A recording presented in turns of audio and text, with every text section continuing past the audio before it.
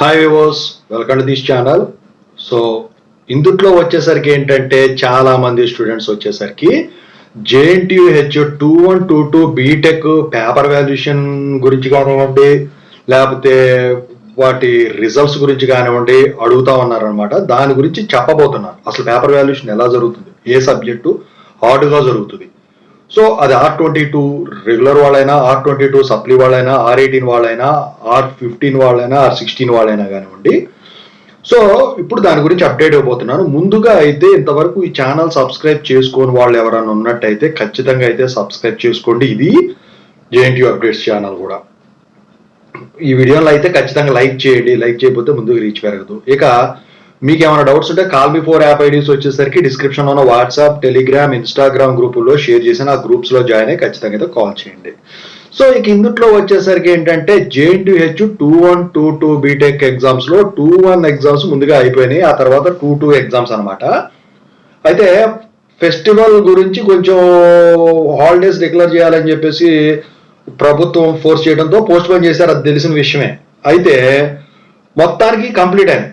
అయితే ఈ paper valuation ఎప్పుడు స్టార్ట్ అయింది ఏంటని చెప్పేసి నేను JNTU అప్డేట్స్ ఛానల్ ఉంది కదా, అది ఇంగ్లీష్లో ఒక వీడియో పెట్టానండి. ఆ వీడియో చూడండి ఎప్పుడు స్టార్ట్ అయిందండి. అయితే పేపర్ వాల్యుయేషన్ అయితే శరవేగంగా జరుగుతుంది. సో ఆఫ్లైన్లో ముందు స్టార్ట్ అయింది, ఆన్లైన్లో తర్వాత స్టార్ట్ అయింది.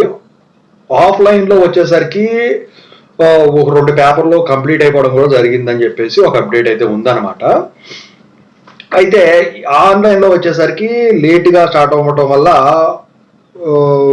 కొంచెం దానికన్నా కొంచెం డిలేగా పేపర్ వాల్యుయేషన్ అయితే జరుగుతూ ఉంటుంది అనమాట. అయితే మరి పేపర్ వాల్యుయేషన్ ఎలా జరుగుతుంది, రిజల్ట్స్ ఎప్పుడు ఎక్స్పెక్ట్ చేయొచ్చు?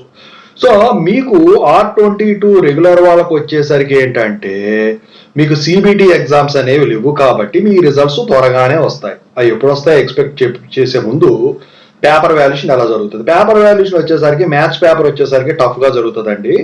సో ఎందుకంటే అది బేసిక్స్ వాళ్ళు చేస్తారు కాబట్టి. సో ఇక వచ్చేసరికి పేపర్ వాల్యుయేషన్ మిగతా సబ్జెక్టులో నేను ఇంతకుముందు చెప్పాను 21 సెమిస్టర్లో రెగ్యులర్ దాంట్లో ఒక సబ్జెక్టు కోర్ సబ్జెక్టు టఫ్గా జరుగుతుంది అని. సో ఓకేనా. సో ఎప్పుడు రివైజ్ అయ్యేది. అయితే మ్యాథ్స్ పేపర్ మాత్రం ఎప్పుడూ టఫ్గానే జరుగుతుంది. మీరు రాసే కంటెంట్ బాగుంటే మాత్రం ఖచ్చితంగా అయితే పాస్ అవుతారు. అంతేగాని ఎలా పడితే అలా రాస్తే మాత్రం JNTU ఎగ్జామ్స్లో పాస్ అవడం అనేది కళ.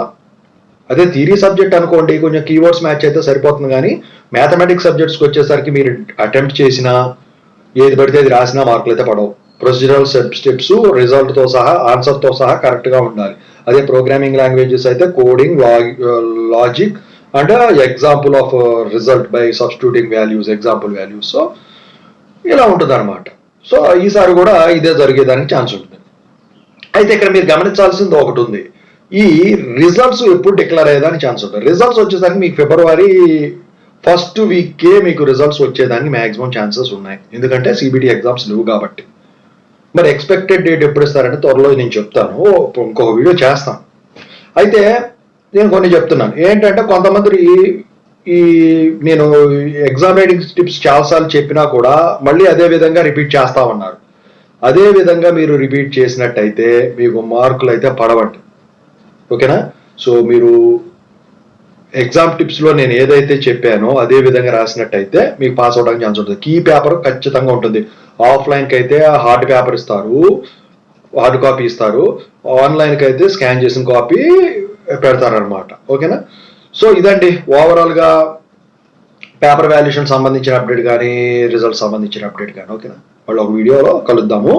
సో ఇక ఈ ఛానల్లో రోజు వీడియోస్ ఉంటాయి. ఖచ్చితంగా అయితే ఛానల్ సబ్స్క్రైబ్ చేసుకోండి. I wish all the best. Thank you so much.